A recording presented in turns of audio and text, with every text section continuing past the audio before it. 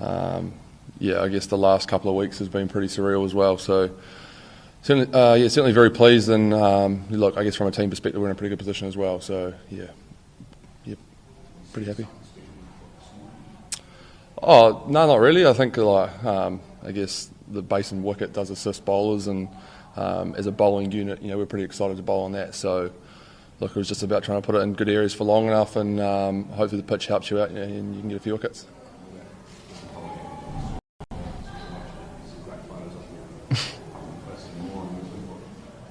Yeah, look, he's a pretty good batter, and such a key to their batting lineup. So to get him early, it was such a massive thing for us as a group. So look, I think just to get the first one, to get a couple early as well, was I guess where that emotion comes from, and look, certainly pretty special. So as you're going with your first over, was it sort of key things, or was it just a bad cricket for you? Oh, look, I've tried to keep things pretty simple last few weeks. I think it's my role is to try and make them play, and with that extra bounce as well, try and bring them forward. And look, there's a lot of assistance there with the pace and bounce and the swing and seam on offer. So I guess that simplifies my kind of game plan into just trying to hit a good area, and managed to stay pretty relaxed, which helped. So your day two, you think there's still the wicket there, your experience of the wicket is still a bit there?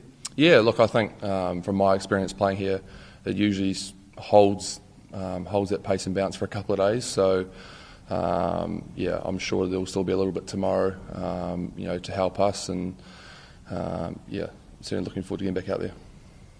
Just want to ask you, like Virat Kohli had issues outside the off, and England is exposed to time and again. Like, was some conscious movement done about that right outside the off-stump line where he has been out many times? Oh, not a whole lot, to be fair. I think look, he's scored runs all around the world, so I think to try and nitpick that would be not the smartest. Look, it was, again, with the assistance of the pitch, it was how are we trying to make him play, and look, he's obviously so strong on the stump line. So look, I probably missed a little bit, but managed to get the edge, which is good. All right. You spoke about good areas. How different are your good areas with your height as compared to, say, a Saudi or a Golden?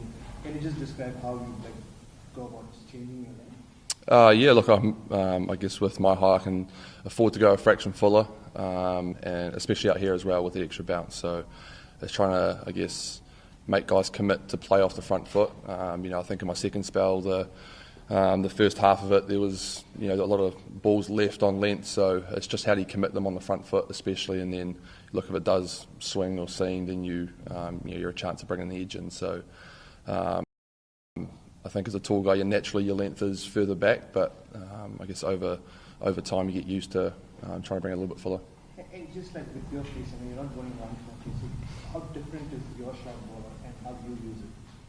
I guess it just comes from a steeper angle. I guess not as quick as what some of the other guys are around the world, but I think still my short ball's a weapon from the height that I can bowl it. So I can try and use as much as I can, as well as then keeping it fuller.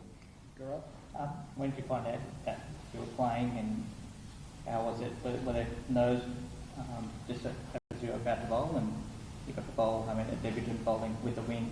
Can you just talk about that? Yeah, look, I found out yesterday, and I guess for me, Test cricket's always been the pinnacle. So there's a few emotions running through, and when we did the capping presentation last night, there was a few emotions there, and this morning as well with the anthem. So also pretty lucky to get the win. So I'm not too sure how often I'll get that, but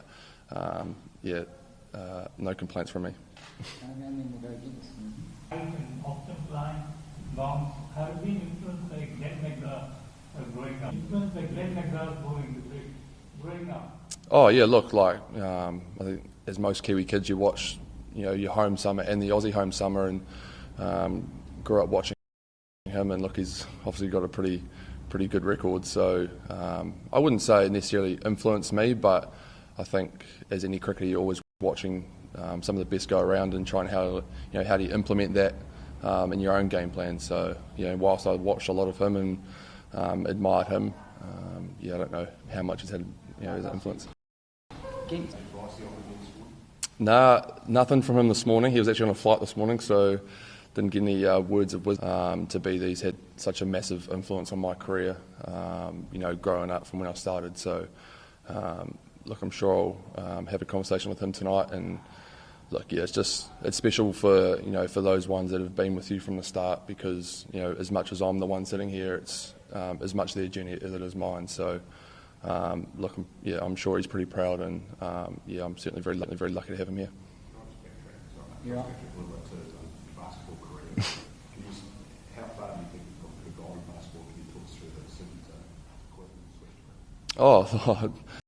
I don't know how far I actually would have gone. My jump height's not the greatest, so look, I certainly enjoyed playing both sports growing up, and probably hit around year 11. Where it just became quite full on, and having to balance between the two. So certainly just stuck with cricket, and I think it's tend to be paying off a little bit now. These cloudy conditions, do you think you guys are a bit disappointed that because you would have liked to get into all of I think we would have loved to have got back out there, but at the same time, the game's quite advanced as well. So it's I would assume going to be reasonably similar conditions tomorrow morning. So I guess with the game poised where it is, certainly very happy with that. And look, we'll be up to come out tomorrow morning.